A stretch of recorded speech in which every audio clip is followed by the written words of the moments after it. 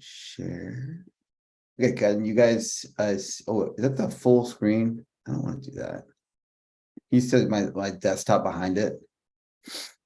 A little bit of your desktop, yeah. That I'll just have to keep it. Okay, whatever. It's fine. Well, good morning, everybody. Welcome to the August 22nd meeting of the Climate Action and Accounting Special Interest Group. Today, I'm excited that we've got a couple really great presenters. Heather Ackenhusen. Heather, can you help me with the pronunciation of your last name? I don't want to get that wrong. Hey, you nailed it, Ackenhusen. Yes. Yeah, you right. get gold stars.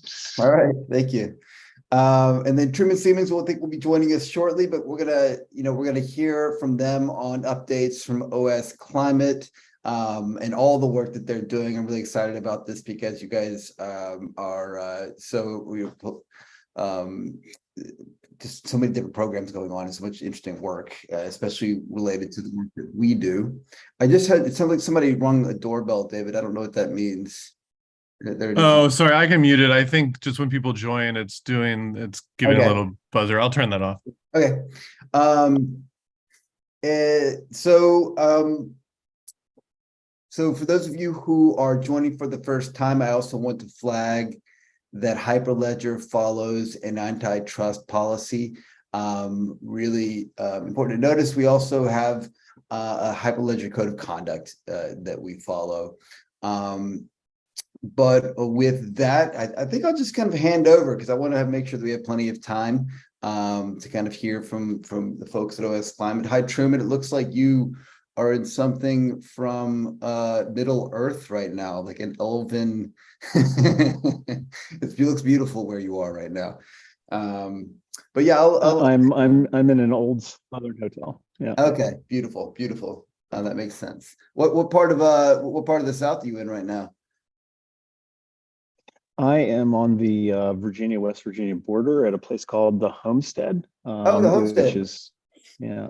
Yeah, my parents live in Lynchburg, Virginia. They just had their honeymoon, or not their honeymoon. They're celebrating their anniversary there. It's beautiful there. Oh, terrific. Yeah. Okay, great. Well, I'll kind of hand it over. Really excited to hear from you guys. I want to leave enough time for questions at the end. And so Heather or Truman, would you like me to share the screen or anything like that? Just let me know or just put it away. So Heather is the main attraction here for all kinds of reasons today. I'm just going to give a brief introduction without slides. I don't know, Heather, if you want to pull up a cover slide now or wait until you start. Yeah, I think I need Sherwood to stop sharing. Yep. I'm getting an error.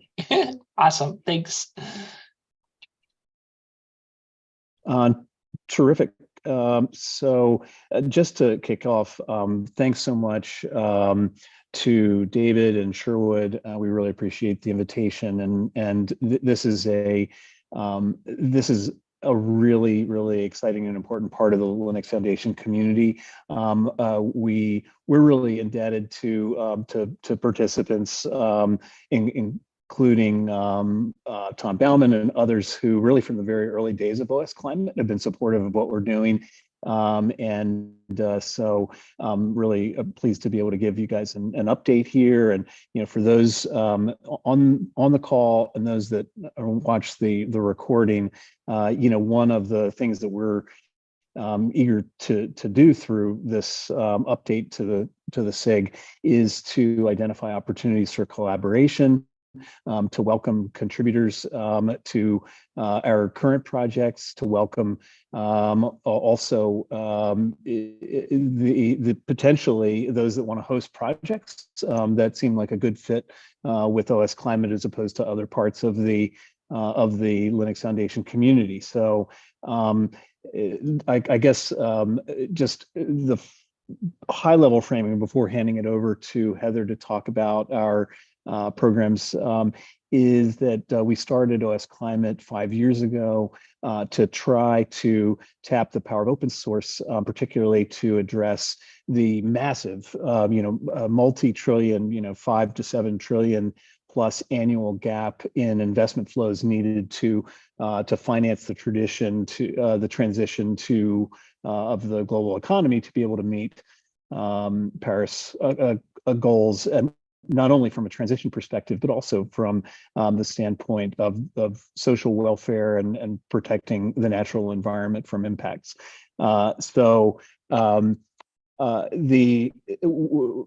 Heather will talk through some aspects of this problem, but we started out narrowing down from sort of a broad focus of everything around data and analytics for climate aligned finance, investing, business, and policy making, to focus on particularly the needs and opportunities of the financial sector for alignment.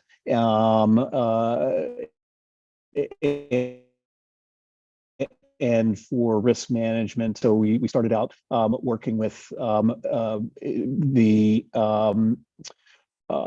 particularly large asset owners, pension funds, and insurance companies on the asset side, and with banks, together with also technology companies, and then service providers in the space like EY, to develop the projects that Heather's going to describe.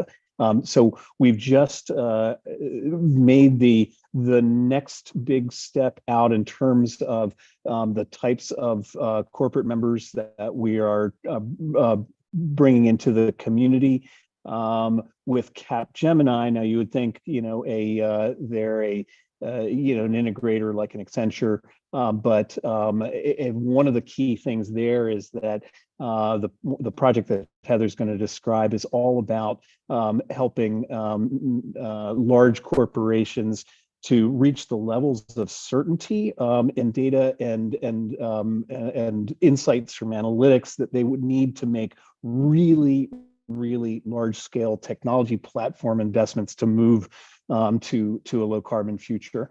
And so along with that, then we'll be looking to bring in corporations, real economy corporations, from the auto sector, hard to abate sectors, steel, oil and gas, energy, cement, et cetera, and others, including, all the way through ag and consumer goods and the like. So let me just hand over then to Heather to tell you more about the particulars of the program and the projects. Great, thanks, Truman. Yeah, just at the highest level, just kind of piggyback off of what Truman said, what OS Climate is trying to solve in terms of problems is making sure that, again, financial institutions, governments, nonprofits, real economy companies have the data they need to make decisions that are going to move not only financial investments, but move the world to a low carbon or no carbon, a net zero world. And the two problems that we've been focused on are really looking at making sure the data that goes into the decisions that need to be made is accurate, it's high quality, it's trustworthy, that people can have confidence in that data. So there's two main pieces to OS Climate's platform. There's what we call our data mesh, which is this big box in the middle, which was architected by Red Hat.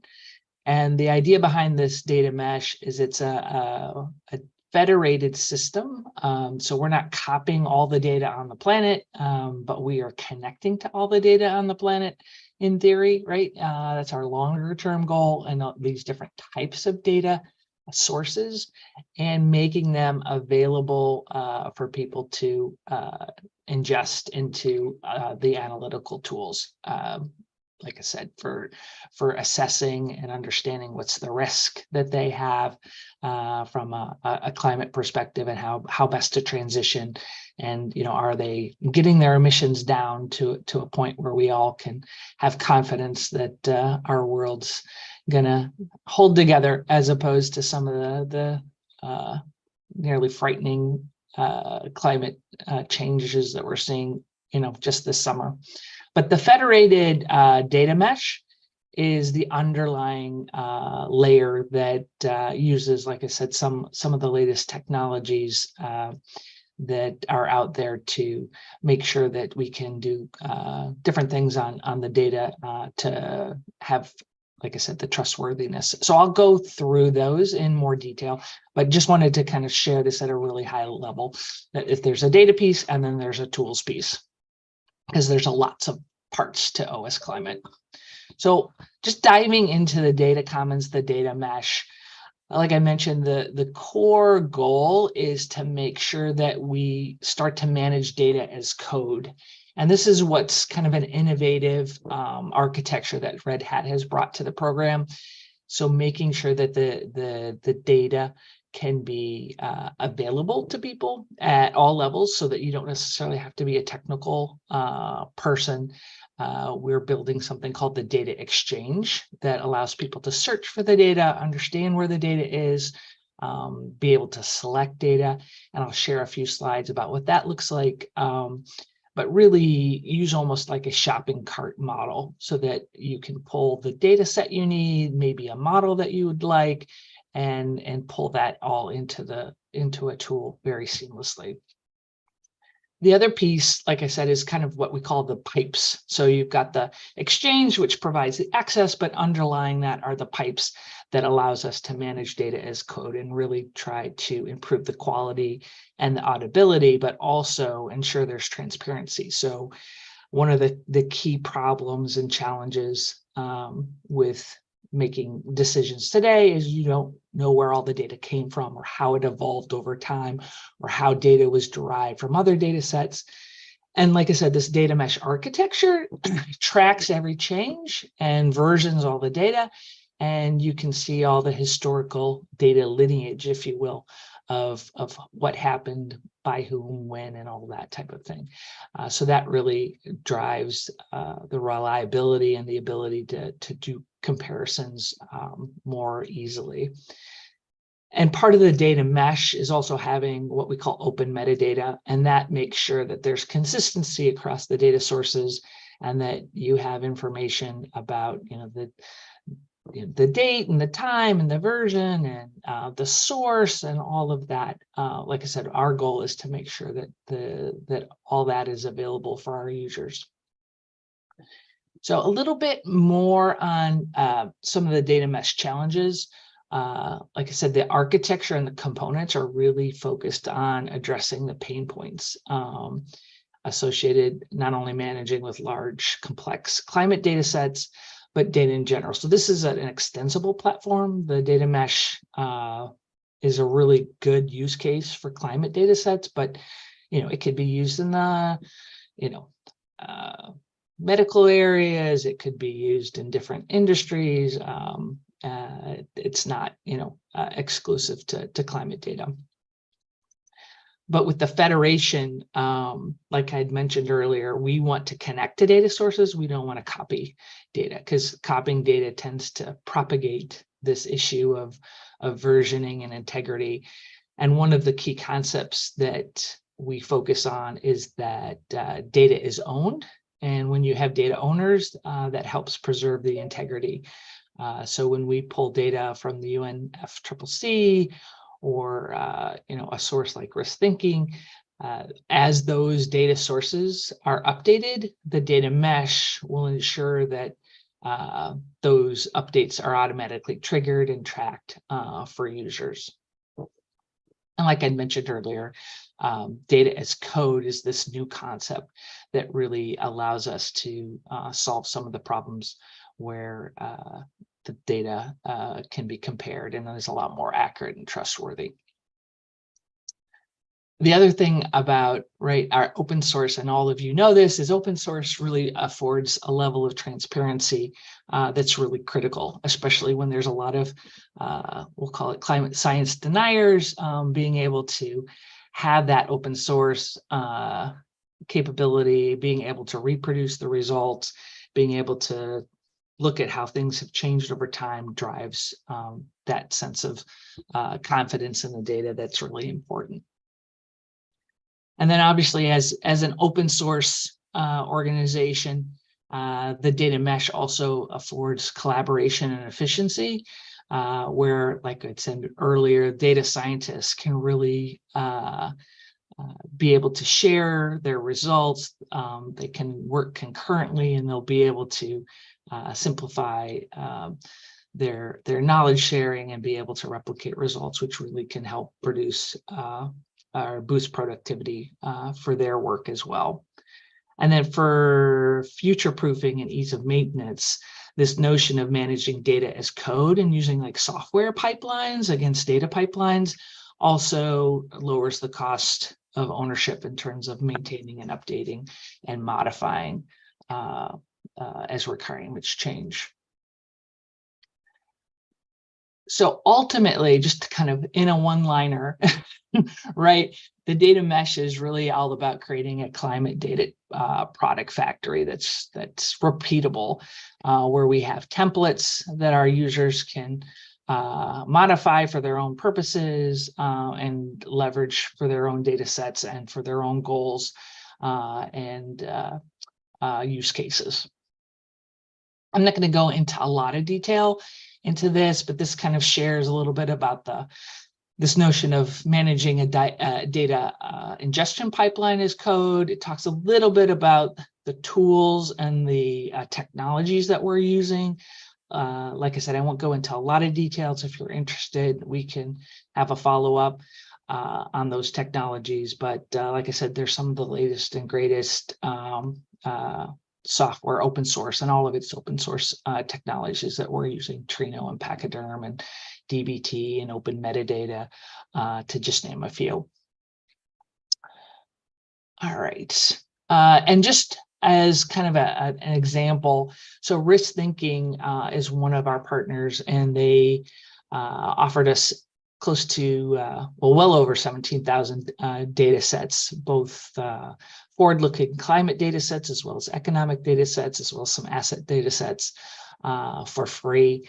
And again, with this data mesh and this federation capability, instead of copying all those data sets to our cloud infrastructure and incurring those costs of storage and things like that, we can connect to those data sets through our data mesh using a Trino-based connector, and all their data is on the Google Cloud, and it allows us to make sure that we've got the latest version, because as they make updates to those data at the source, users can be notified.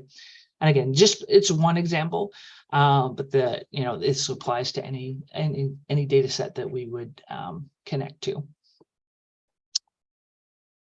All right, moving on to the data exchange, and feel free to interrupt me if you have any questions, but the data exchange sits on top, if you will, of the data mesh, and it's our user interface that's really focused on making the data easy to find, consume, share, and trust. And this kind of lays out a bit of a pipeline of our approach and how we decided to build this, but I think it's best just probably to hop to a use case. So in the physical risk, which is one of the tools that I'll talk about here in a minute, one of the goals, right, with physical risk is for people to understand if their assets are at risk for a specific, peril. It might be a drought or a flood, or maybe a heat event, and the ability for someone who doesn't have a technical expertise to be able to go into the data exchange is our goal, so that they can not only pull out the model that they might be interested in, but make sure they have all the data sets that they require. So we've created kind of a shopping cart functionality that we're doing a proof of concept on right now, where they'll be able to pull in,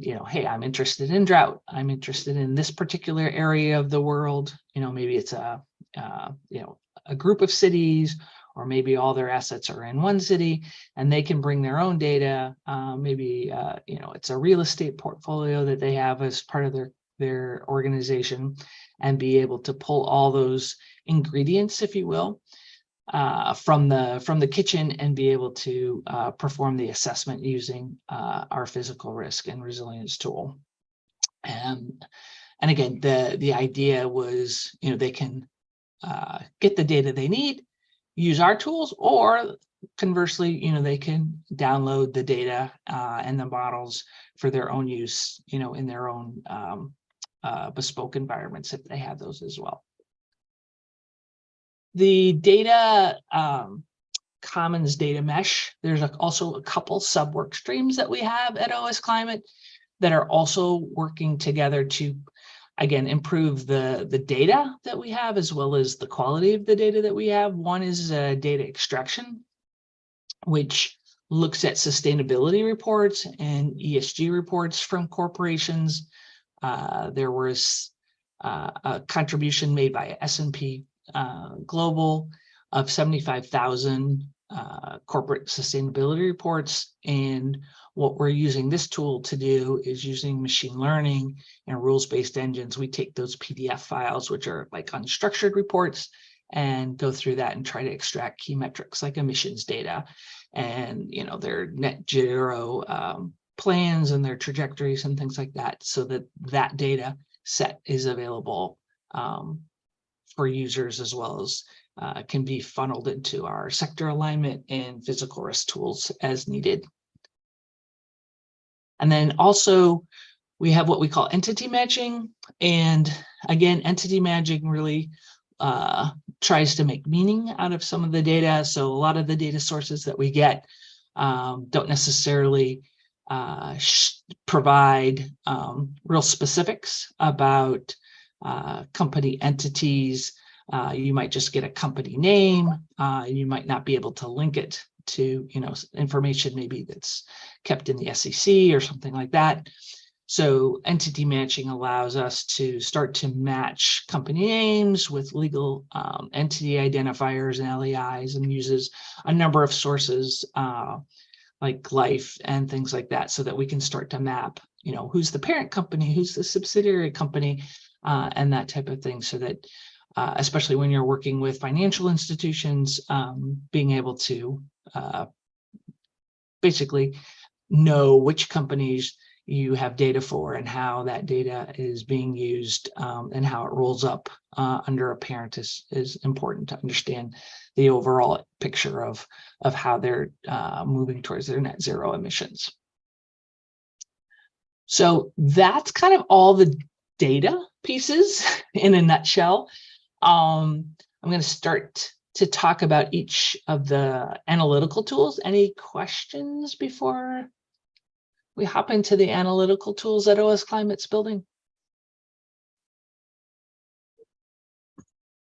Okay, great. So let's talk. Just wanted to perhaps state the obvious before Heather begins this next section, and that is we are very eager for consultants working with financial institutions and real economy companies and policymakers that are in this SIG to hear what Heather's going to present and has presented about the data from with an eye to potentially leveraging these tools in serving clients. I mean, one of our core theories of change and the way that we'll have impact is this not going to be scaled by just the use by our members, but really depends on the consultants large and small, whether it's EY and BCG's soon to become a new member,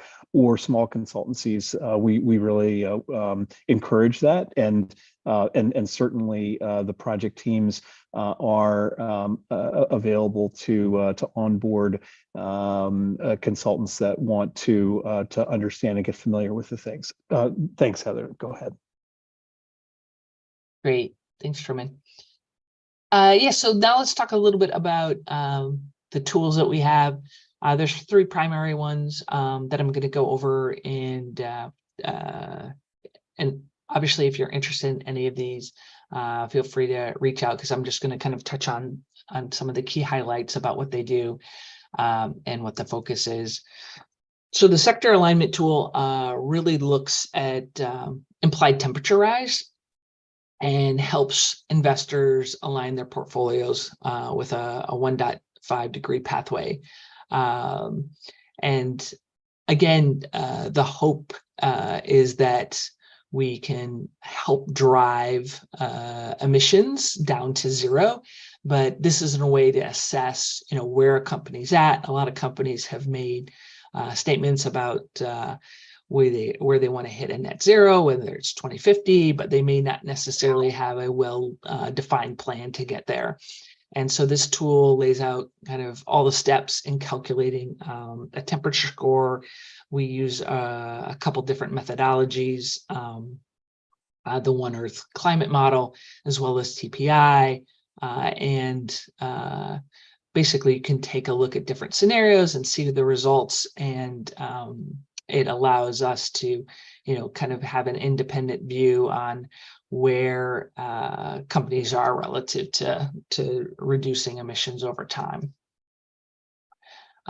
Some of the key use cases, I won't go into these in a lot of detail, but like asset owners, asset managers, banks, I think they're all focused on net zero pathways and monitoring progress towards net zero goals. There's a multi-step process in the sector alignment tool and how the calculation occurs to get down to a final implied temperature score by company.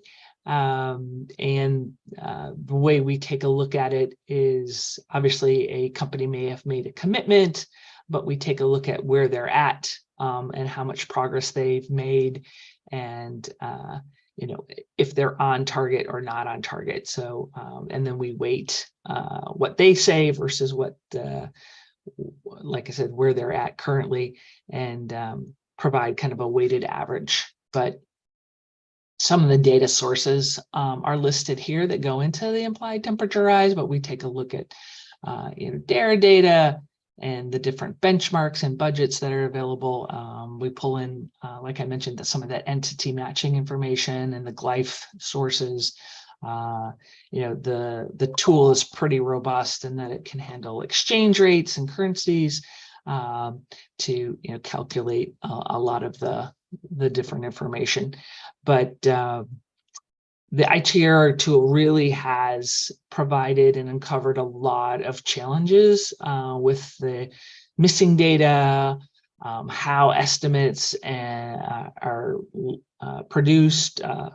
Michael Tiemann, who's OS Climate Project lead, has been instrumental in building a lot of this tool, and he's identified, issues with the methodologies and assumptions made with some of the models, and has provided that feedback. So it's been a really great way, using open source to improve the accuracy of some of these methodologies, which is pretty exciting. This is what the tool looks like.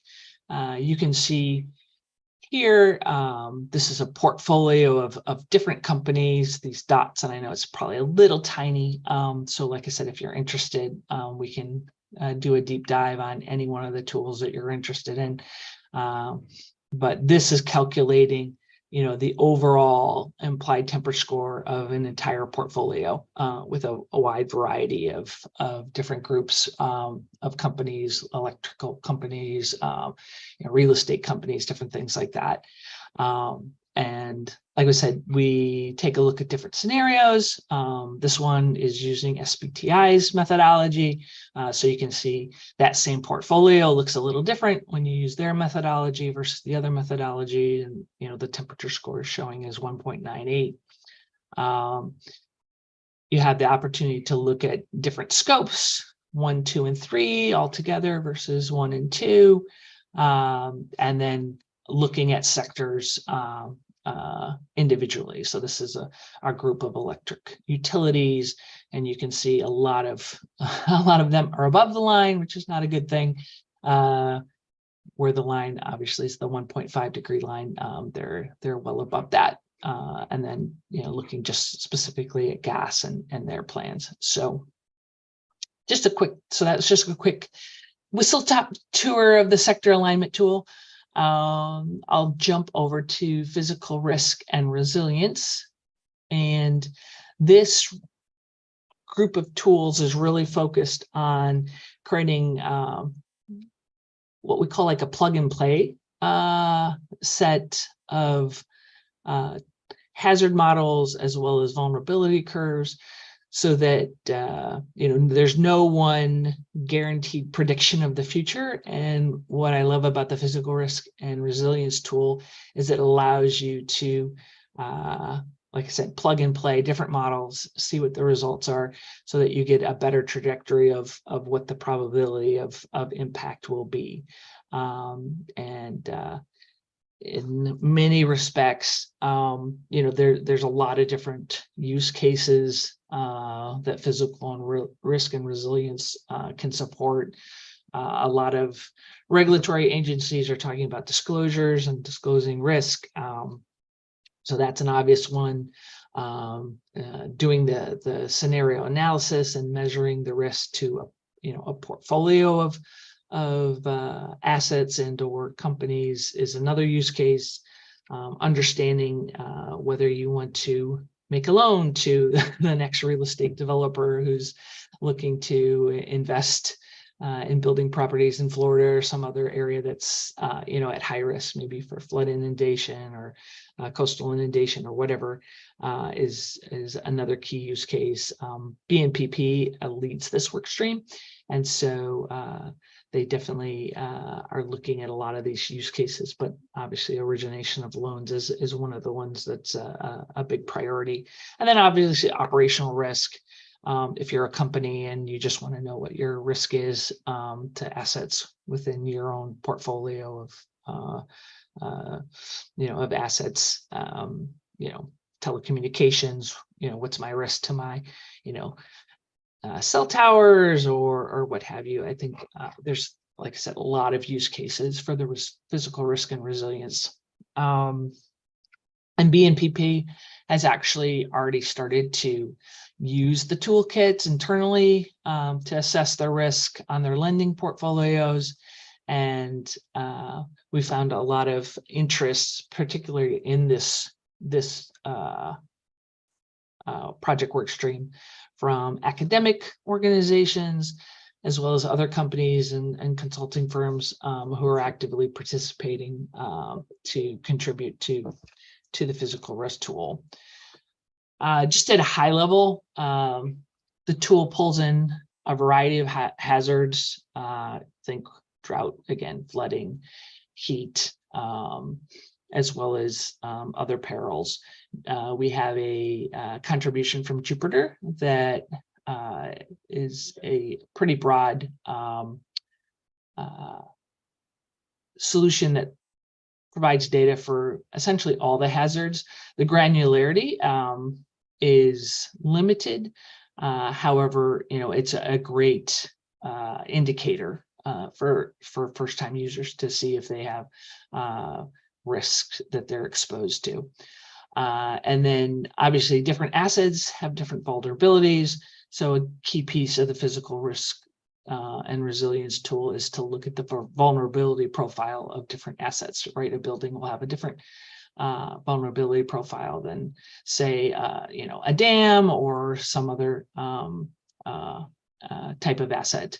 And then what's the risk? What's the financial risk? What's the operational risk? What's the revenue potential loss and damage, and all those types of things are also part of the physical risk tool. So that effectively you'll see something like this that comes out of the tool, where it has an impact summary of the probability and of, again, various perils, and what's the probability of having an impact on those set of assets. And this is just the front end of the tool. So you can see in this particular case, it's showing chronic heat and mean work loss. And it's, under a particular model, which in this one, it's the SSP 585 model, and for a given time frame. And so, this is a recent work that the team had done to take a look at, at what point does it become too hot to work, and, what's the impact on an organization in terms of loss of productivity and people being unable to work. I would say, I mentioned the plug and play, so maybe go to the next screen here. But again, what we have found that we've got this sandbox UI, which we can give you access to if you're interested, so you can play around with the tool and really drill down in certain areas in terms of what assets you can upload a series of assets and see what the impact is. And the sandbox UI has some examples in it, so you can see what the modeling looks like and how you can drill down into each asset and look at specific impacts. So this particular one highlights the fact that it's exposed to coastal flood. Just another key call out is while we started down a path of focusing on financial community and the financial institutions and banks and asset managers, owners, etc. The physical risk and resilience, as well as some of the other tools, have public good use cases. So we have recently partnered with the Sustainable Africa Consortium initiative to look at providing not only OS Climate's data and the physical risk and resilience tool to the continent of Africa, but as well as creating a dedicated platform for them. So there's work underway. There's a challenge that we're working on with the Nigeria country to focus on universities. We've started reaching out to 10 universities in Nigeria, and they're going to be kicking off in the 1st of September around a challenge that looks at the agriculture sector and how they can determine what are the physical risks and come up with resilience plans for the ag sector there in Nigeria. We're partnering also with the Tony Elumala Foundation to reach out to entrepreneurs in Africa as well, across all the different countries across the continent, to do capacity building and help train them and share the tools and the resources with them as well. So they have the latest and greatest technology so they can come up with solutions to serve their areas. So that's pretty exciting. And there's a lot of opportunities that OS Climate's looking at relative to grants and what I would call philanthropy use cases across the global South. Any questions on that before we go to transition analysis? I just have a kind of a broader question. First, I want to say just congratulate you guys on the scope of the challenge that you're trying to solve for, or challenges, and what you built. I think it's really fantastic. I'm curious, with the solutions that you've described so far, where are you seeing the strongest current use case or demand for use of the platform, and how do you anticipate that changing and evolving? I guess from my perspective, I'll let Truman chime in. Physical risk and resilience definitely has what I would call the most active group of members, and across a broad community. We've got academic institutions participating. We've got like I said, some of the larger members like BNPP, as well as folks from like UN, PRI, all kind of contributing to that work stream. LSCG is active. So that's the one I think that people resonate most with, because you can actually physically see these risks in real time that are happening and playing out across the world. So I think there's also a sense of urgency I see, at least kind of as someone that sees kind of all of the different work streams and how they progress. But that one definitely has momentum and has legs, and obviously there's interest in the nonprofit use cases as well, like the Sustainable Africa Initiative. But Truman, anything you'd add to that? Sure. Yeah. So agreed, Heather. Though I think we're hoping that we're going to see a significant uptick in the use of the sector alignment tool for portfolio alignment as that tool gets to the point where it undergoes a next round of testing and very importantly is made more accessible to non-technical analysts because in a lot of cases the analysts and portfolio managers that are making decisions around realigning investment portfolios to net zero goals are don't have a GitHub account, and so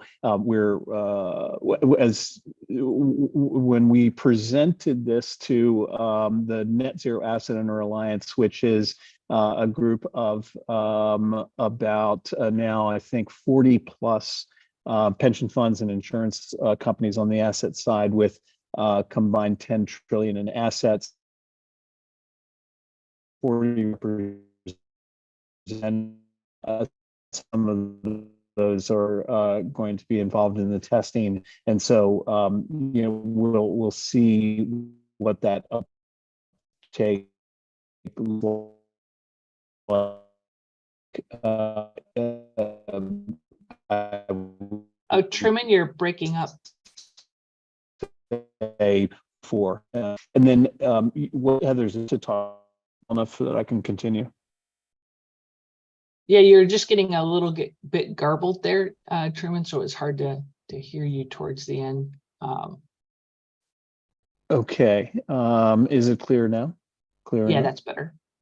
Okay, great. So I just the final point there is we should be able to measure the uptake by the large asset community in the fall Q4.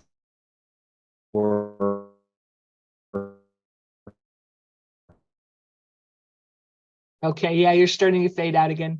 I think you said in Q4 we hope that community will accelerate in participation. I'd say the only other thing, Sherrod, is the transition analysis. I've definitely seen a bit more interest in that work stream, and I think there's a good connectivity right in the physical risk feeding the transition analysis, which I'll talk about here in a minute. But that's another one that I think sometimes ideas. There's a quote about ideas being a bit ahead of their time, and I think some of the transition analysis work has been a bit ahead of the time. And now that people are starting to truly understand physical risk impact, now they're kind of like, okay, how do we start to think more holistically about transition? At least that's just my 2 cents. But there's a lot of words on this page, so my apologies. But just at a really high level, the transition analysis tool is composed of 2 parts. You'll hear us use the term witness, which is really the framework and the model itself. And then there's something that we call the optimization engine, or the UI, that front ends that model, which is something they call SOS trades. And SOS just stands for system of system, but the framework, or the UI, if you will, allows, again, similar to the physical risk and resilience, you to plug and play, assess different multiple scenarios, analyze trade-offs and business cases, and really look to, optimize investments against objectives. And the whole goal of transition, and originally this tool was a contribution from Airbus. And when you think about Airbus, their whole business model has to change, right? How they, what's the fuel that now powers the planes? The supply chain has to look completely different. And so for them, right, they're making, break the business decisions of how they have to transition over the next, couple of decades. And so the transition analysis tool, and these are some of the use cases, but it helps, ask and answer questions around, what's the expected GDP and the employment and the energy mix in a particular region, going forward, and how could, shocks affect the pace of decarbonization. And it's a pretty complex model, and I'll pull it up here in a second, but it takes a look at policy and population and macroeconomic factors, and how much copper is left in the earth, and can you move to all batteries if there's a finite amount of copper left in the world. So looking at different these different factors and look at different trade-offs, you can again run a bunch of different scenarios and identify how best to kind of lead your company into the future.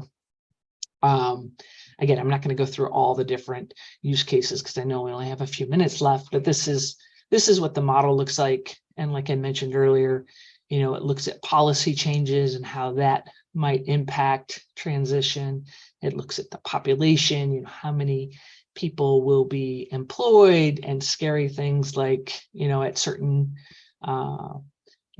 temperature rates, death rate may go up, right? If people are exposed to heat,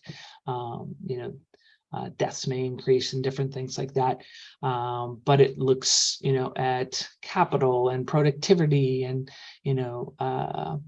all the different macroeconomic factors that are out there, energy demand and energy use and the different types of energy. It's very robust in how many different energy types it models, from biofuels, right, to solar, to wind, to all of them that are out there.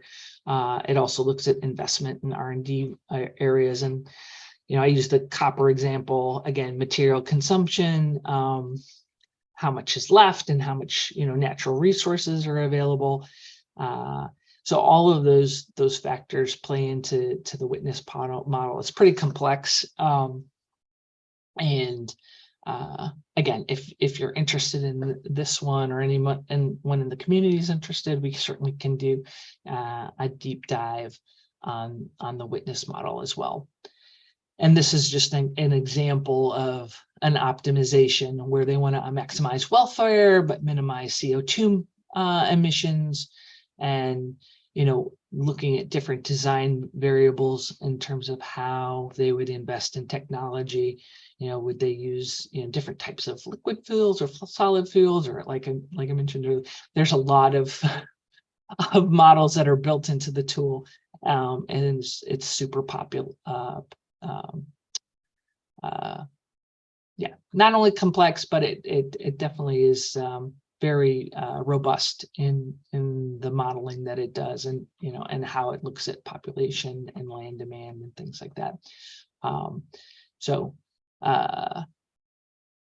Any questions on transition analysis before we move on to the last couple tools that I'll just mention? I had one question. Sure.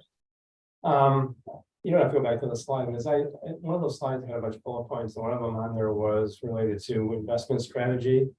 So just to clarify, if I'm a pension fund or a big bank or something like that, and my shareholders or my pensioners want me to get a 4% return on their investment, and something like oil and gas gives 8 and renewables gives 2 or 3, it will show that cost of moving an investment back and forth?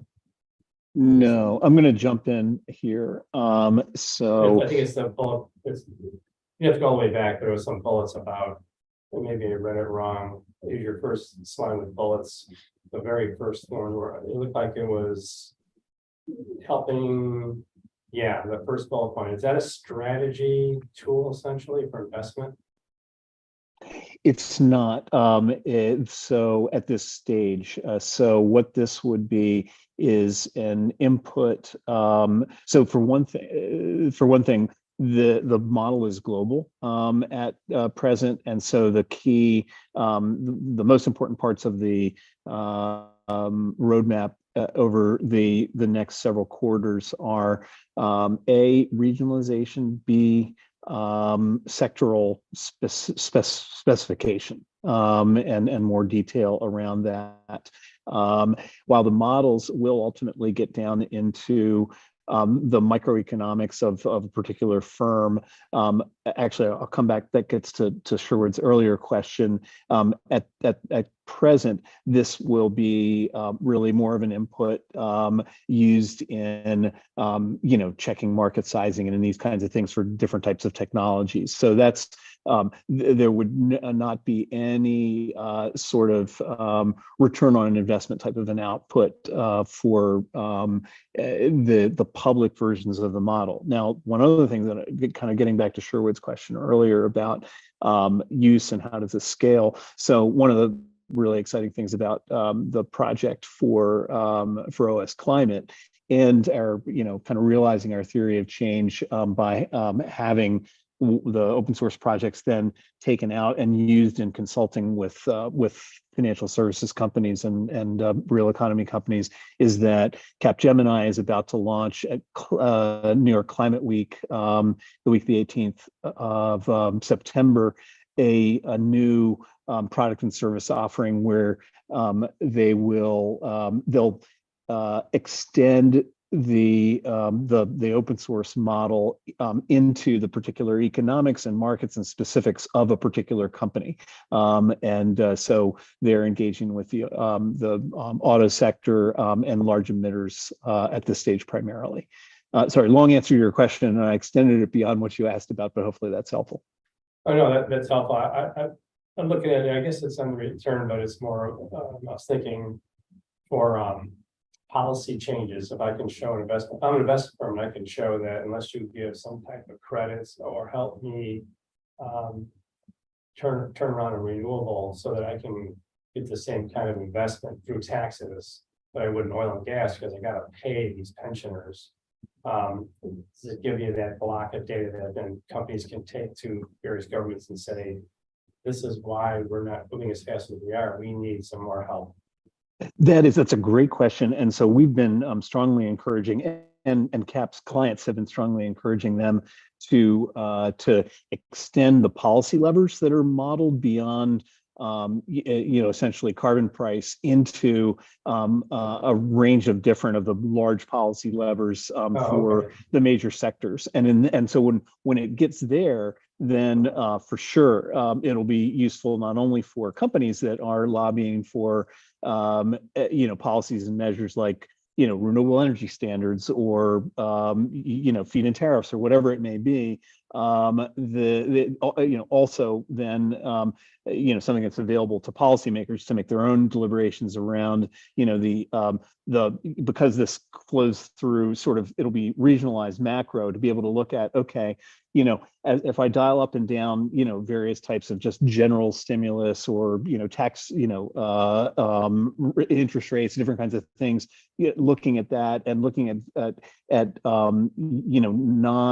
non-green programs versus those policy measures to be able to make some quantitatively informed decisions about that.